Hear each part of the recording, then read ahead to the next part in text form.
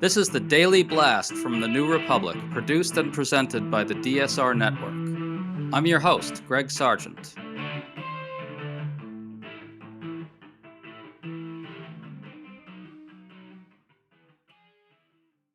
Donald Trump has signed a deal with Iran to cease hostilities and reopen the Strait of Hormuz. We still haven't seen the document, but all of the reporting suggests a very simple story. Trump lost. He got nothing of any significance. Trump himself plainly has no idea what happened, as he revealed in a strange ramble to reporters. But J.D. Vance does know what happened, even though he's trying very hard to sugarcoat it in a pretty revealing way. We're really lucky to be talking about all of this with Tom Nichols, a staff writer for The Atlantic, who has a good piece arguing that Trump capitulated to Iran. Tom, great to have you on, man. Good to see you, Greg. So let's just sum up where we are. We haven't seen the document, but all the reporting suggests that while the Strait of Hormuz will reopen, all that does is return us to where we were before Trump's war. Meanwhile, they've punted the discussion over Iran's nuclear program until later, and the Iranian regime has survived. So basically, Trump's tens of billions of dollars in bombing didn't compel Iran to do what he said he'd make them do. Tom, is that basically the size of things? I think it's worse than that. The bigger problem is that he counted on regime change. This was what the war was really about. So when that wasn't going to happen, when it became clear a week or so in that this regime wasn't going to collapse, this outcome, I think, was more or less inevitable. And I think the people that are now waiting and saying, well, we need to see the details of this MOU, that's fine. But even without knowing the details of the MOU, the Americans have been defeated here. And that pains me to say it as an American, because the regime is still intact. Their nuclear material is still in their country. They're actually politically more powerful now that they've flexed muscle and done some serious harm to the other Gulf states as a warning not to cooperate with the United States. There's going to be some money going back into Iran, whether it comes through third parties or not. I mean, none of these things.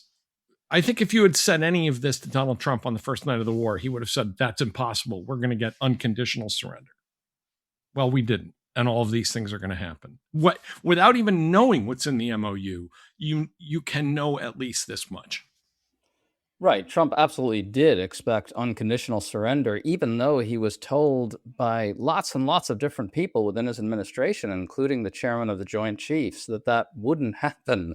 He was told that the strait would be closed by Iran and that would exercise leverage over the global economy and over us.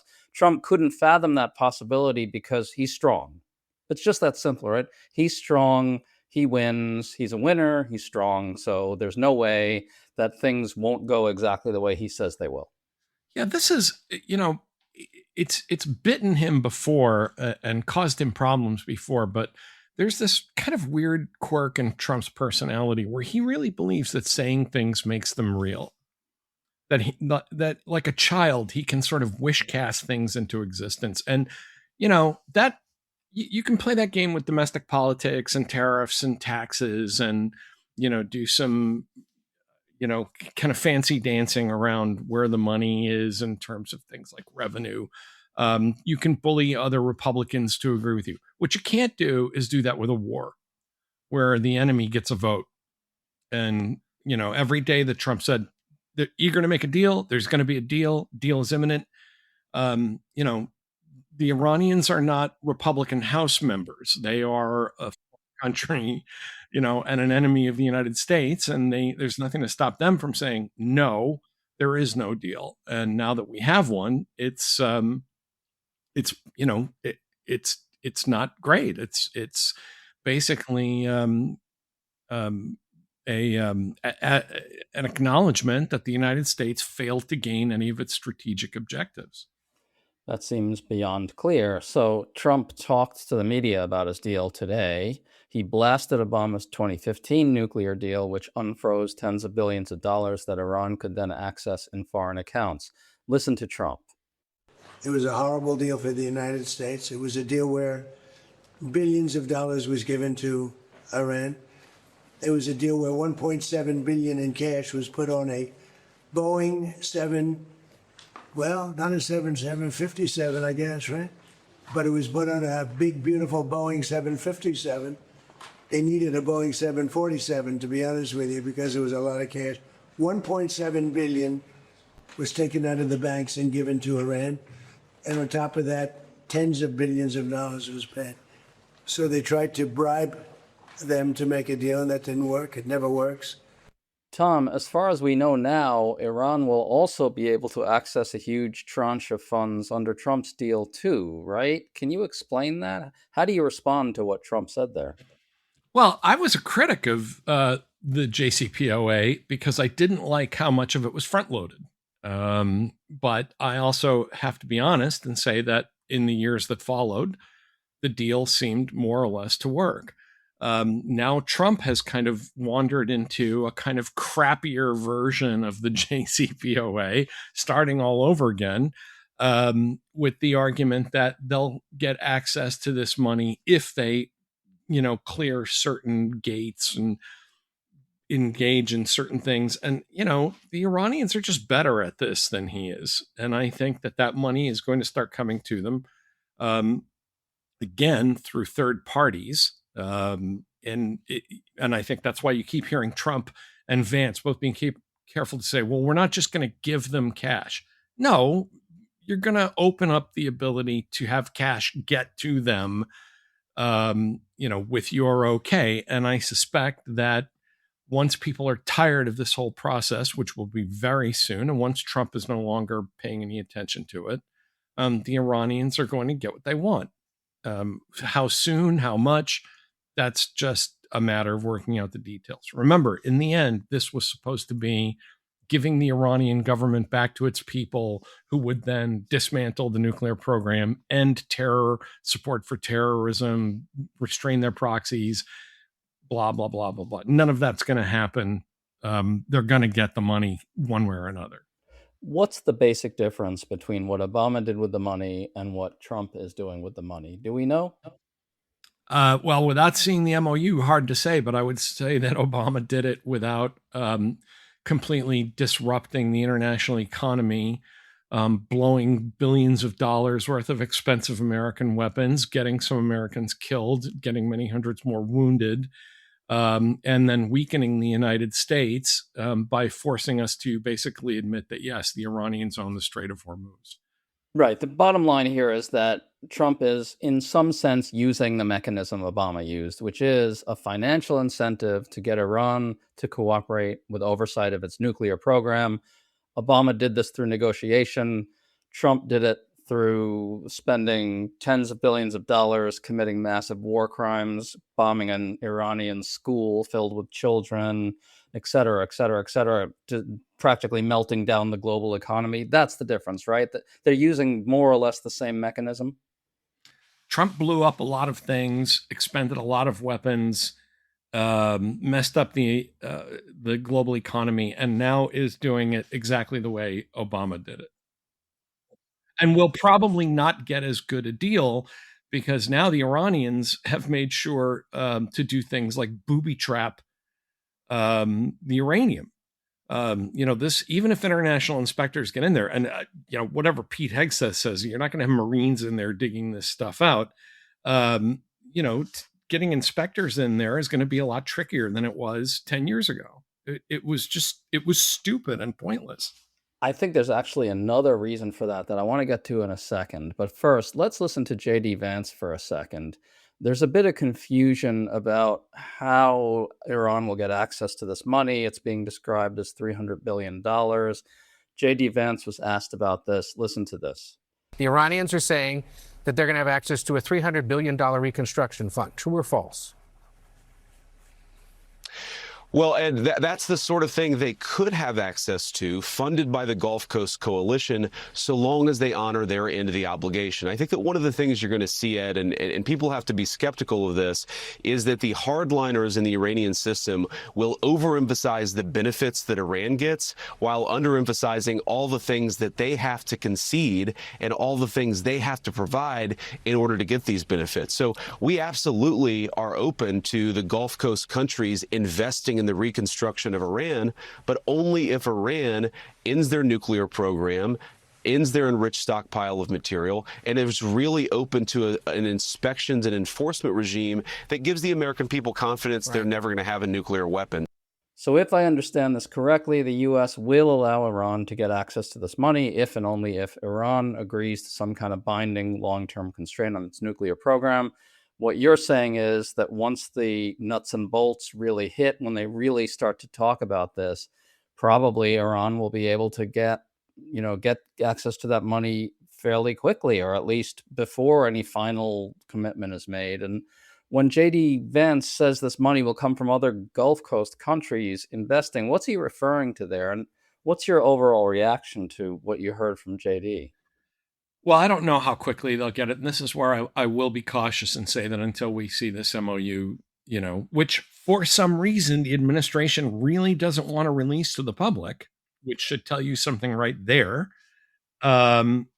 That, I don't know how quickly it'll get here. But basically, we're committing to supporting the reconstruction of the country we just blew to smithereens after getting nothing.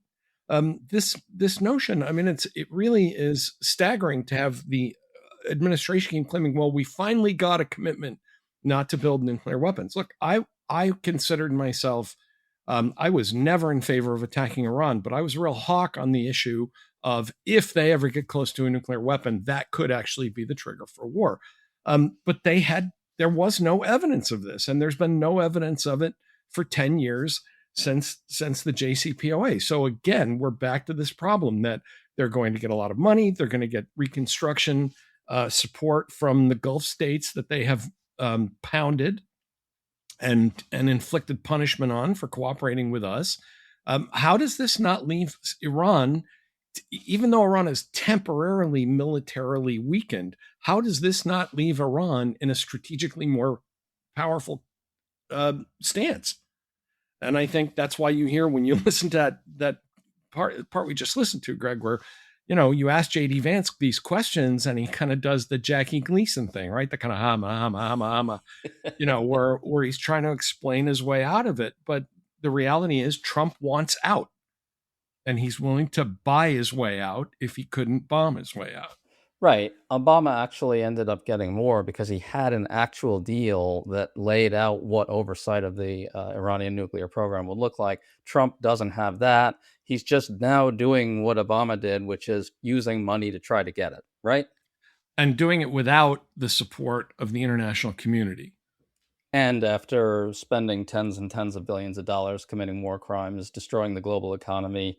I'm not there yet on war crimes. I think that's waits for an investigation, but he started a preventive war. He started a war of choice, which itself, was horrific, because there was this didn't even have the rationale of the Iraq war behind it. I said at the beginning of this, the Iraq war looks like it was competently lawyered up compared to this. Bush went to the United Nations. He had allies on board with at least some of it. He made a case. He put a clock on it about the, inspectors. This was Trump just getting up one morning and saying, you know what? It's time to take out Iran, which itself is a problem when you're talking about war crimes and crimes against humanity. But in the end, I will also say that had he toppled this regime, Greg, I would have been one of the people shrugging and saying, well, you do have to congratulate. If he managed to get rid of one of the worst, most dangerous regimes on this planet, I may have not liked the way he went into it, but I would have had to certainly congratulate him on coming out of it. Now he's gotten the worst of all worlds. He's taken America on a discretionary war, didn't get what he wants. He's going to have to pay off the bad guys so that he can get out of this. And basically, he's going to paper over his own mistake here with dollars, is what he's going to do. Right. I think that's basically the size of it. I just want to say one more thing about J.D. Vance's strange ramble there. He's basically admitting that Trump is using the same mechanism that Obama used, a financial incentive to get Iran to cooperate with oversight of its nuclear program. Doesn't JD just end up making Trump look like a complete moron, given that it comes right after Trump compared his deal favorably to Obama's unfreezing of funds to Iran? Yeah, this administration does not communicate within itself.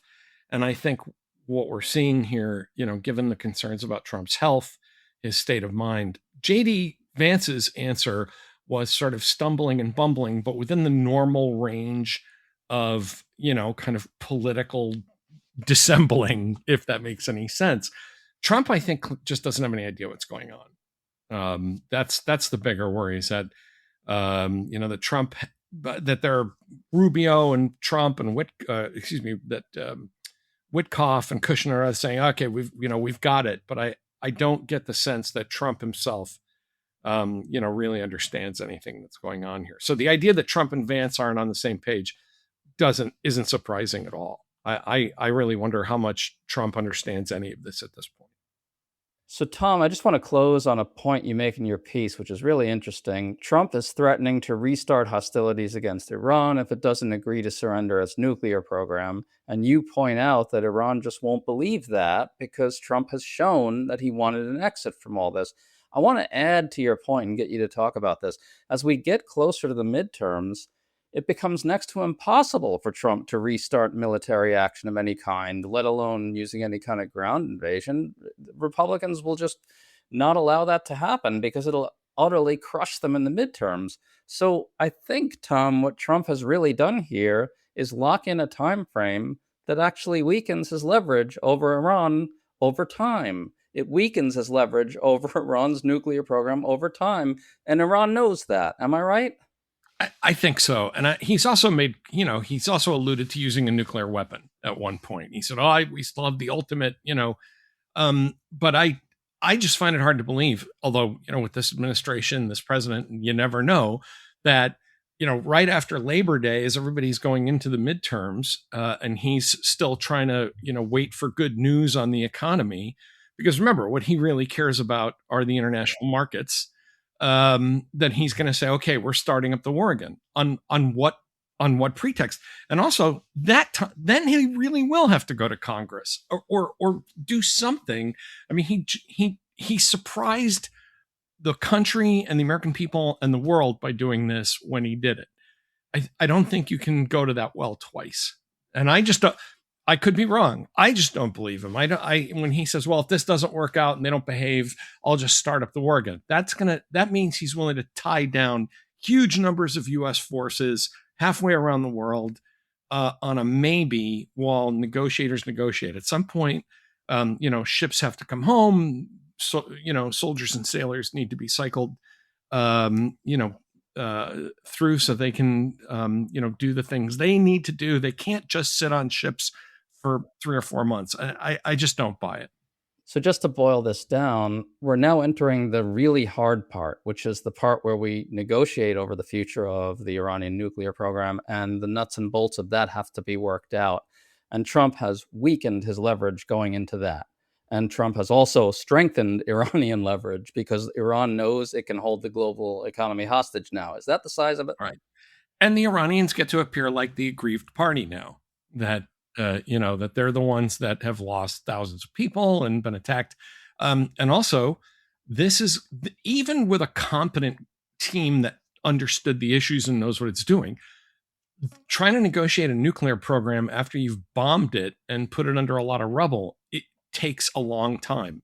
It's going to take even longer here. So the idea that somehow in 60 days, sometime again around Labor Day or something, Trump's going to say, that's it, everything's fixed, we've got it.